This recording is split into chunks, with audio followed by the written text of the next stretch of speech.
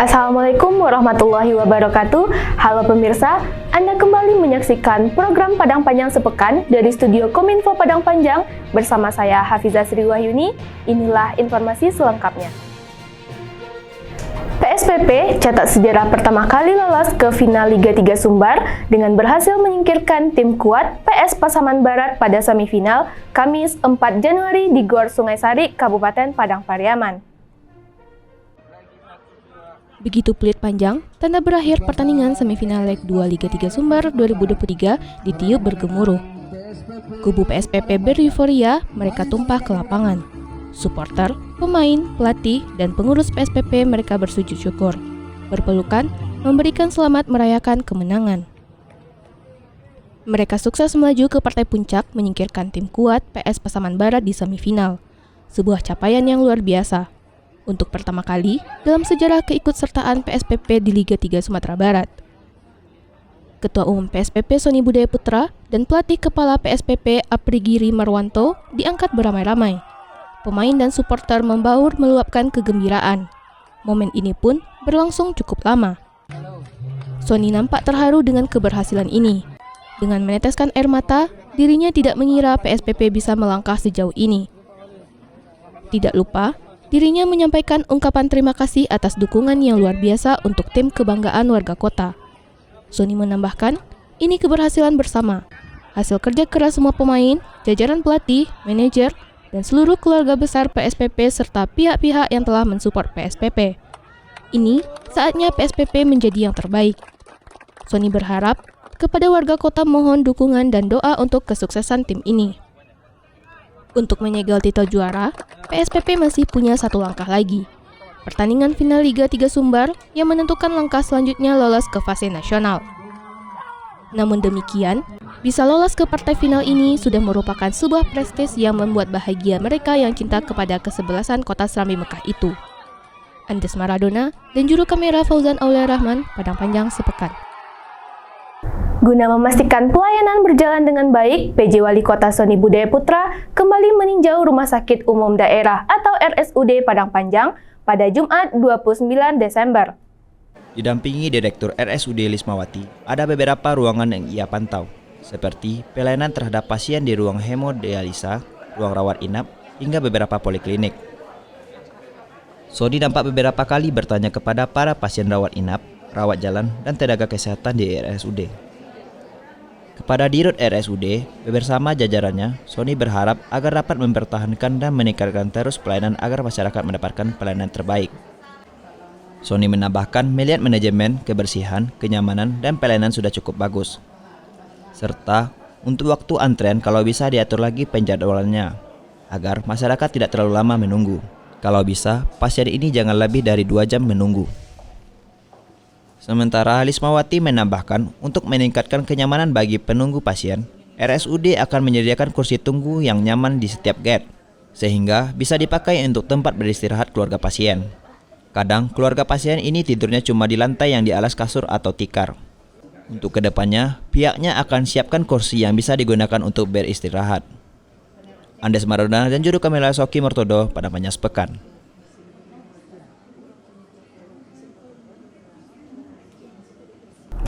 Ustadz Asyam Hafiz berikan tausiahnya pada tablik akbar di Masjid Agung Manarul Ilmi Islamic Center pada Jumat 29 Desember. Perbedaan pendapat atau pilihan merupakan hal yang wajar dan mesti disikapi dengan hati yang lapang. Jangan jadikan perbedaan itu sebagai jurang pertikaian sehingga merusak hubungan silaturahmi, apalagi sampai menimbulkan kebencian dan fitnah. Demikian antara lain disampaikan Ustadz Asyam Hafiz dalam memberikan tausiah. Turut hadir PJ Wali Kota Sony Budaya Putra, PJ Sekdako Winarno, Kepala Kantor Kemenak Alizar, Ketua Basnas Samsuarni, dan jajaran pejabat Pemko serta ASN dan masyarakat. Dikatakan Ustadz Asyam, menjaga hubungan silaturahmi merupakan bagian penting dalam kehidupan seorang muslim. Di antara cara menjaganya, tidak menjelekkan satu sama lain ataupun menyebar fitnah. Lebih lanjut, Ustadz Asyam menuturkan menjaga silaturahmi dimulai dalam kehidupan berumah tangga dan lingkungan terdekat. Dalam berumah tangga, suami harus bisa mendidik istri. Menurutnya, membangun hubungan baik di rumah tangga akan berdampak kepada etos yang baik di lingkungan kerja. Ia menasihati agar disiplin dengan pekerjaan, bisa mengatur waktu, serta profesional. Sebelumnya, PJ Wako Sony menghimbau ASN supaya mempersiapkan diri lebih baik dalam bekerja pada tahun 2024. Tahun 2024, ujar Sony, setiap OPD tidak menunda-nunda kegiatan. OPD harus segera mulai melaksanakannya dan mencapai target triwulan pertama, yaitu terserapnya anggaran 20%. Haris Suyata dan juru kamera Fauzan Aulia Rahman pada panjang sepekan.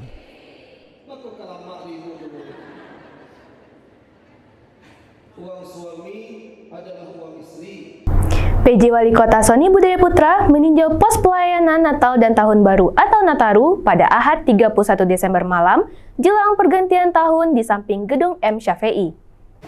Bersama Ketua DPRD Mardiansah, Kapolres, AKPP Doni Barmanto, dan unsur TNI, Sony juga mengikuti Zoom meeting monitoring Nataru bersama Kapolri, Jenderal Polisi Listio Sigit Prabowo, Panglima TNI Jenderal TNI Agus Subianto, Menteri Perhubungan Budi Karya Sumandi, serta penjabat pusat lainnya.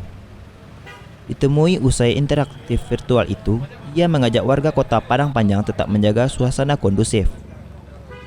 Di samping itu, Sony menghimbau warga menjauhi hal-hal negatif yang mengarah pada perbuatan maksiat dan bertentangan dengan ajaran agama serta nilai-nilai budaya masyarakat Minangkabau.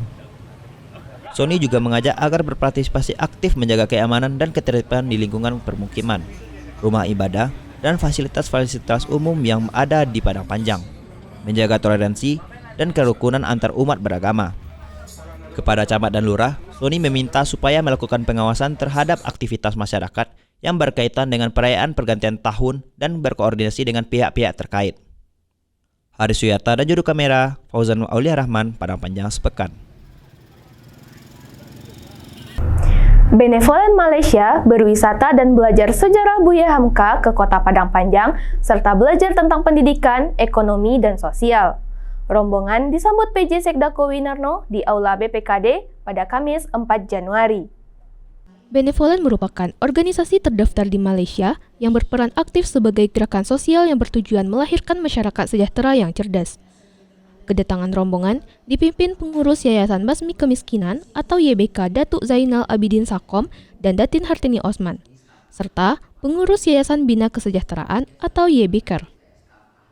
Winarno menyampaikan terima kasih kepada Benevolen yang telah mengunjungi Kota Padang Panjang, kota kecil yang terkenal sebagai kota pendidikan. Selain itu, Winarno juga menjelaskan mengenai Buya Hamka, wisata, serta pendidikan yang melekat kepada ulama besar itu. Sementara, Datin Hartini Osman menyampaikan pihaknya ke sini untuk berwisata sekaligus menelusuri sejarah Buya Hamka. Datin Hartini Osman menambahkan, ia ingin mengenal lebih jauh terkait Buya Hamka dan juga ingin belajar kebudayaan, pendidikan, ekonomi, dan sosial yang ada di Padang Panjang.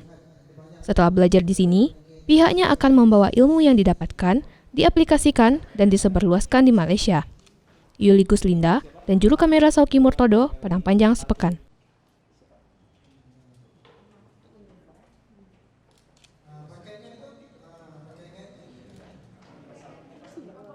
Majelis Pengetua Sekolah Malaysia atau MPSM Gombak Selangor berkunjung ke Kota Padang Panjang guna melaksanakan kerjasama program kolaboratif Global Citizenship Education atau GCE Kamis 4 Januari di Pendopo Rumah Dinas.